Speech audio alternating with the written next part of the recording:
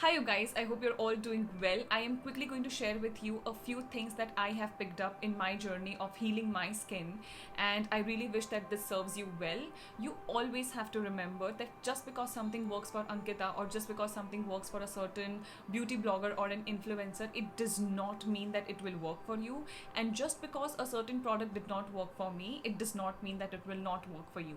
Always remember, when it comes to health, life, relationships, or any aspect, everything is very bio individual. You are unique, you are different, you are special, you are powerful, and something that will work for you is something that might not work for me, which is completely okay. So you need to see what works with you and you need to move accordingly. And let's say the most common thing when we speak about skin is the band-aid approach that people have, and I have been in that rut for 4 to 5 years, where every time I used to have a zit or acne, I used to save money so that I could go and visit a dermatologist and just fix my skin.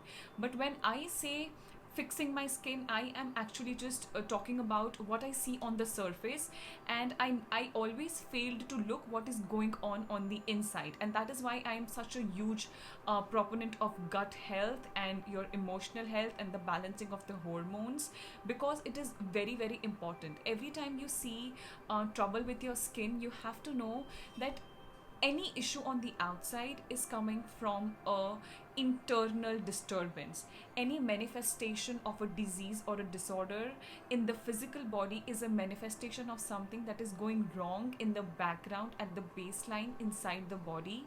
So it can be different for different people. In my case, it was my poor lifestyle, it was my poor sleeping patterns, it was my poor emotional health, my emotional hygiene, my relationships. I was going through a very bad and rough phase for a long stretch of time that really took a toll on my health, and just a few emotional turmoils. So at least for me, I would say my gut health was 60% and 40% was my emotional issues that I needed to resolve, which I very beautifully have, and I always keep on sharing so as to how I do these things, because it's very important. Okay, I am a firm believer that negative emotions can live inside your body and they can manifest in the form of acne, and it might sound so woo-hoo for so many people, and it's like, she's just saying it, but believe me, I have felt it. I have carried that load on my back for such a long time, and now that I'm without it, I can actually feel a difference in the lightness of my being. And just a little something for you to pick up: if you are emotionally disturbed and balanced, it can come in the form of acne. And also remember, so let's say there are so many bacteria and infections that can manifest in the form of acne or psoriasis, eczema, autoimmune condition, lichen planus, anything. It could be anything, but you cannot have these disorders without there being an external form of stress. So I use this example a lot of times. Let's say you and I decide to go camping. Okay, so we decide to go to camping, and we are going to do a nice bonfire and stuff. So we need a log of wood. Okay, so what are the things that you and I are going to need? We are going to need log of woods, we're going to need gasoline, and we're going to need fire, okay, for the bonfire to take place. So imagine that your log of woods is the cells inside of your body, okay, and the gasoline is the food that you eat, the water that you drink, the air that you breathe, the way you sleep, and all of these things. And then there is fire. So you can have the cells of the body and you can have food and water, and they can both work together. But is there going to be a fire? So when I say fire, I mean a disease, I mean a disorder. It could be anything for you. Something as simple as acne, it can be huge for a lot of people, and people really have trouble with their skin. Okay, so just having cells, so that is by just having log of foods, and by just having gasoline, so by just having your water, food, and air, it does not means that there is going to be a fire. For the fire to be there, it has to come from the outside. So what is this outside? This outside, this trigger, is 99.9% emotional, stressful, toxic kind of a trigger. So if you are someone who is in a position like that, it is going to manifest, it is going to initiate the fire, start the fire. And this is the fire that we see in the form of a disease or any issues. Okay, your diabetes, cholesterol, brain disorders, depression, anxiety, worry, these are all just chemical imbalances. But you cannot have a fire, you cannot have a disease without an external trigger. In a lot of cases it can be genetic, absolutely 100% yes, but now we know that there is something known as genes being affected by the way we live, genes being affected by the environment that we live in, and the kind of thoughts that we have. And genes can be upregulated and downregulated. This is known as epigenetics, and you can read more about it, but it's very, very real. I have experienced it. So if there is a lot of fuel from the outside that is putting you on fire and then fueling the fire, then you have to fix the root cause. You cannot just keep on painting the dead and drying leaves green if the problem is with the soil and if the problem is in the roots. So you always have to know that there cannot be a band-aid approach. Your Accutane, your isotretinoin, your spironolactone, these are just suppressing your body. Your body is trying to communicate with you. Skin is the second largest organ. Gut is officially the largest. I learned it from my doctor. So a doctor that I follow on IG, and it's beautiful, and I can absolutely agree on that. So skin is the second largest organ of the body, and it can manifest a lot of things on the outside because it has such a large surface area. So you must make sure that if the root cause of my issues is emotional and stressful things and situation and people, then there is no way the spironolactone is going to work for it. There's no way Ankita's videos is going to help you, because that's not your problem. That's not where the problem is stemming from. So you just have to take care of that. Okay, that's my first thing. Number two would be gut health. I cannot speak about anything if the gut is not involved.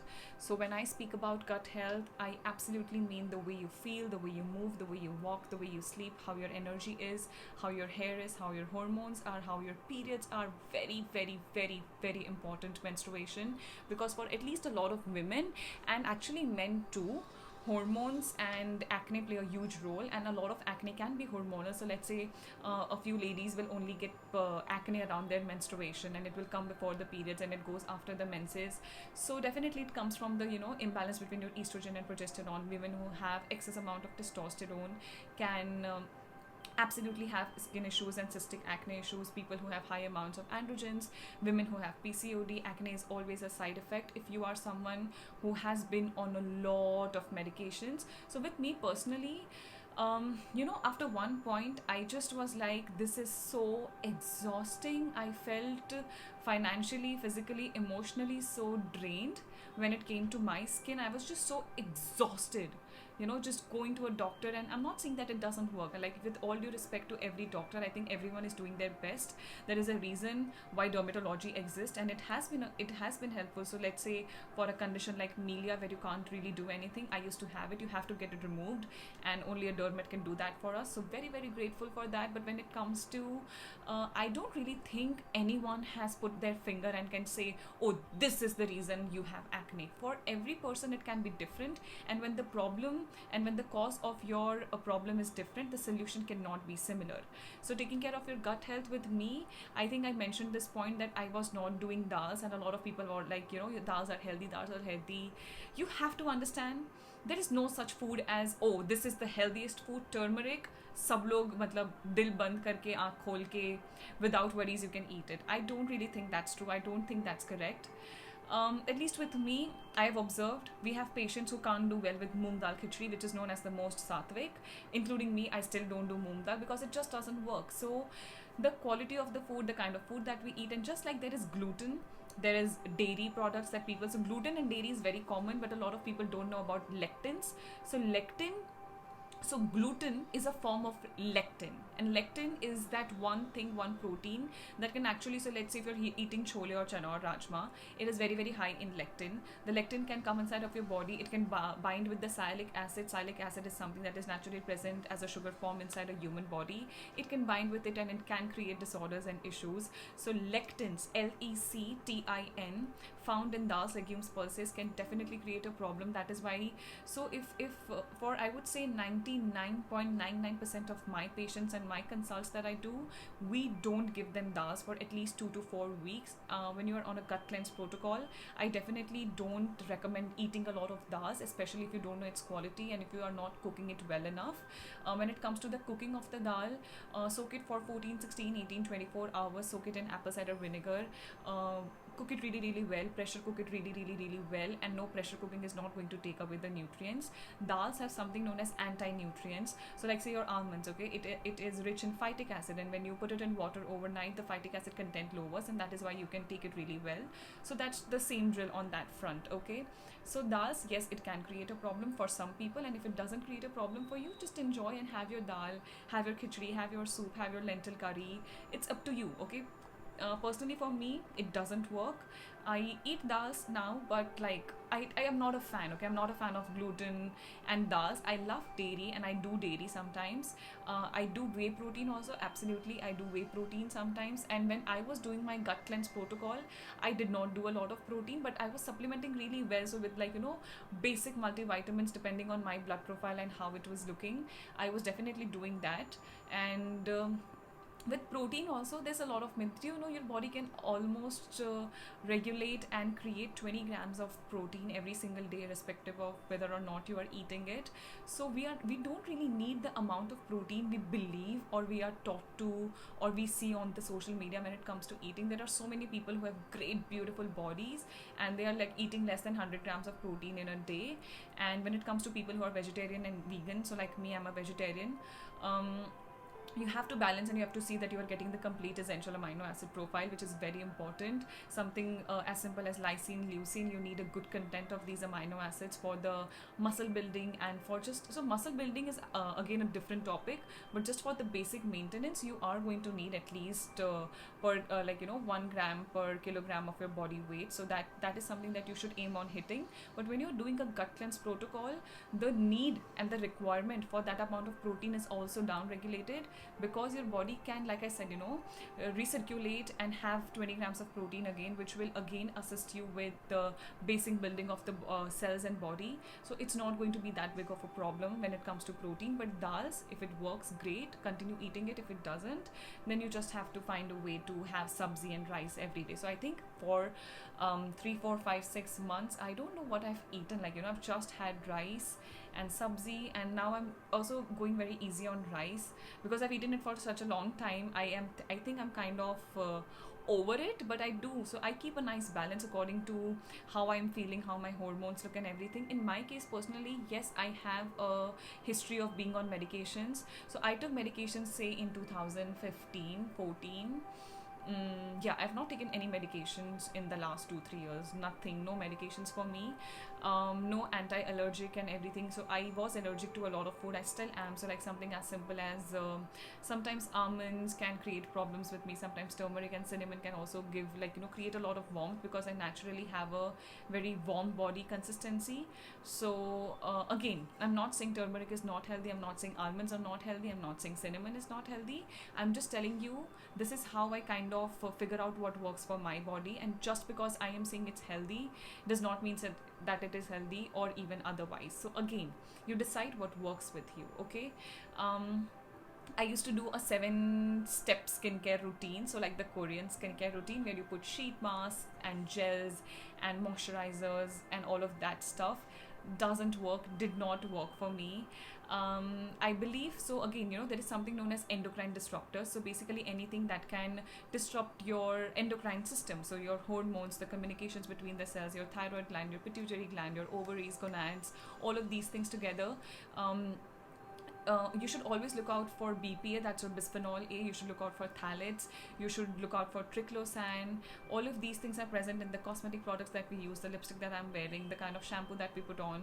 So I have eliminated. So I used to use, so let's say if I'm traveling, I would travel with a minimum of 20-30 products, and for different part of my body, different cream, different lotion, different moisturizers, different face wash, different shower gel, different shampoos, conditioner, packs and face masks and sheet masks. So fancy, so expensive, but I have come down to 0. So let's say if I have to pack a bag right now, and let's say I'm going away for a week, I will need my face wash, I will need my Forest Essential shampoo, I will need my body wash, which is also 100% organic and lavender based. I have already discussed about this in my brand recommendation video.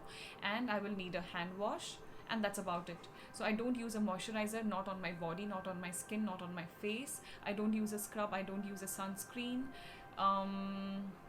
I don't use perfumes. I will use essential oil here and there. So let's say if I'm going out or if I have to work out, I will use a essential oil. But that's about it. I don't really use a lot of products, so I can't really recommend a lot of product. But when it comes to sunscreen, Organic Harvest is a good brand. I know a lot of people have trouble with sunscreen, so Organic Harvest is a good brand. And so again, like I said, I reduced the amount of endocrine disruptors. I don't use perfume, so I used to be very big on, let's say if I see Gucci or something, I want that perfume and I used to use it. But the more luxurious the product is, the more chemicals it has, because that is how they make it so well and nice. And chemicals from perfume, chemicals from disinfectant, chemicals from sanitizers, and the kind of dishwasher that you use, the kind of chemical that you use to wash bathrooms and floor cleaners and stuff, all of these things can create a problem. The kind of water bottle that you use to drink, the kind of food, the kind of plates and utensils you use to cook food and eat food, these things play a huge role, and it is so accumulative in nature. It's like, अच्छा हाँ इससे क्या फ़र्क पड़ेगा, एक बार plastic की bottle से पानी पी लिया, बट इट्स नॉट लाइक इससे क्या फ़र्क पड़ेगा. Okay, your body remembers. It's not like कि you take something and your body will not look at it and then it can just go down there. You have to know that your body has to detoxify. Liver is the organ that does, like, the maximum amount of detoxification, of course, along with your kidneys and your skin and your lungs and your colon. But you always have to remember your liver health is very, very important, which brings me to my next point, the cleansing of your liver. Because when you are detoxifying the liver, you're making sure that you are taking care of your hormones. The more balanced your hormones are, the more balanced your gut is, the more cleaner your colon is. All of these things together really, really helps. When it comes to liver, I have also made a video on my top 3 hormone balancing food, which will naturally balance your gut health, which will naturally give you great glowing skin. And that also comes from my most favorite when it comes to liver has to be bitter green vegetables. Again, if your gut is compromised like mine was, so I did not do a lot of raw veggies. I used to do cooked veggies. If you are someone who cannot take vegetable juice really, really well, you can try making your vegetable juice and storing it in the refrigerator overnight and then drinking it the next morning. If a glass of green juice can bloat you, then the problem is with your gut health, and the problem is not really with the vegetables. And you need to make sure that you are doing something about the gut health. I've already made a video on this, so you can check that out as well. But yes, this is very important. When it comes to scrubbing of the skin, a lot of people think that they can scrub their way and they can just scrub and get the acne out and just move it away. It doesn't work that way. You can't be angry at your skin, it will aggravate the condition. So scrubbing, if you are someone who has oily skin, so I used to always fluctuate between either extreme oily or extreme dry skin, but now my skin is very normal. I might experience a little bit of oil here and there, but I don't use moisturizers or oil or anything. It's just not needed. If at some point I do need it, I will always opt for shea butter. A lot of people love using coconut oil and olive oil, and they will make face mask and face pack and they will put some oil in it. Oil is very comedogenic in nature, and I don't see a lot of people doing very well until and unless you have a severely dehydrated dry skin. You have to know that it can be a deficiency of zinc as well, by the way. And you always must look into avoiding every other recipe that you come on the internet. So someone is using garlic, someone is using lemon, someone is using tangerine for that pigmentation, and tomatoes and everything. I'm not saying that it doesn't work. I'm saying just don't be misinformed. Make a very calculated and well informed decision for yourself, because it's your body, it's your skin. No one knows you like you do. So you have to know and see if that works and if that serves you. If it does, great. If it doesn't, find something else. Okay. So using very harsh chemical scrubs, doing a lot of peels will definitely not help you in the long run.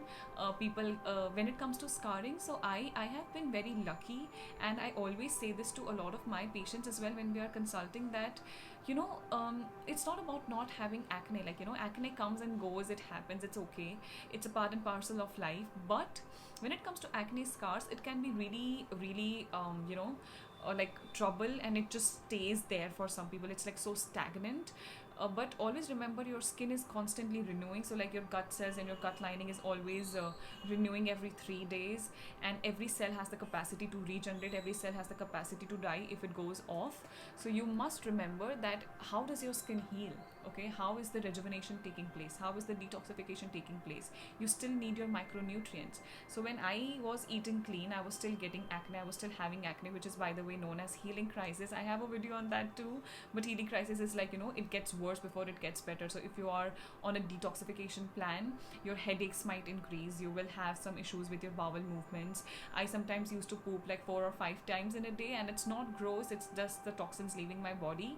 And I understand that if my body is doing something, it is doing it to protect me and save me and not really attack me. So just having this idea where I know that my body is trying to help me get better is a place that keeps me very, very sane and in a very healthy relationship, a very healthy internal communication between Ankita and her inner self, Ankita. So that's also very, very, very important. Taking care of your liver, taking care of your gut, taking care of your emotions, not relying on products. And so I'm not saying don't use products, okay? Use your favorite face wash, use your Laneige and all of these things, but always know that good skin, good health, great hair, great body, it's always inside out and not outside in. So you fix the insides and then you move to the outside. A lot of people, because we want quick fixes, we don't have the time or patience for our body to heal. We don't really give that kind of space to the body. But like I said, when I was doing it, my parents and a few of my friends and everything, so not really my friends, actually my parents, and they're like, you eat so clean, you eat so healthy, and why do you still have acne and stuff? And I'm like, you know what, it's not about, no one said that when you eat healthy you will not get acne. If the problem is on the inside, if there is something wrong with the genes, if there's something wrong with your emotions, the problems are going to be there. And believe me, so like I said, with food and everything also, the more I found myself in a meditative state, the more I started learning myself, listening to myself, introspecting myself, forgiving people, moving on, having better relationship with me and others, having good thoughts about everyone, trusting the universe, trusting the body. All of these things, they sound very like just not in like how would that help with the skin, but it does, it works. And if you don't believe in it, it won't work. But if you believe that there is something that is really taking care of you and you're going to be okay, then it's going to come into your life in multiple forms and shapes and sizes. I'm a firm believer of that. So yes, taking care of your internal health, taking care of your products, and just knowing that external application is not going to take you a long way would really, really help you. And yeah, I hope you find this useful. Just always just try to find out your root cause. Why do you have it in the first place? Is it because of your hormones? Is it because of your gut? Are you constipated? Are you emotionally constipated? Is there issues with your hygiene? Do you live in an environment that is not good? A lot of people have habit of eating someone else's food, and they will eat from the same spoon and same bowl and plates. I am not a big fan of sharing these things. I'm not a big fan of sharing products. If you have troubles with your hair, that can also come. So like a lot of people have forehead, acne issues and whiteheads and blackheads and stuff. That can also come if you have dandruff, or if you have itchy scalp, and if you're not washing your hair well, if you have a lot of dirt and pollution sitting inside of your skin, that can be a problem.